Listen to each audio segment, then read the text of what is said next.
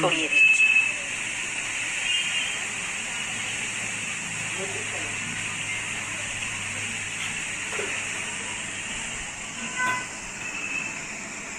দেশি রান্না। এবার আমি হালকা করে একটু মরিচ গুঁড়ো ছড়িয়ে দিচ্ছি। মরিচ গুঁড়োটা দিলে খেতে স্বাদ হবে আলাদা, ভালো লাগবে। আমি স্বাদ মতো একটু নুন দিচ্ছি। নুনটা হাতে করেই দিচ্ছি কেন, নুনটা একটু বর্ষাকাল তো রসে রসে মতন গেছে, ঝড় ঝরিয়ে পড়বে, ওটা বেশি কম বেশি হয়ে যাবে, ওই জন্য আমি হাতে করে দিচ্ছি। সামান্য একটু অল্প চামচে করে দিলে ওটা বেশি পড়ে যাবে। জলটা ফুকো ফুকো হয়ে গেছে। এবার আমি একটা প্যান দিচ্ছি।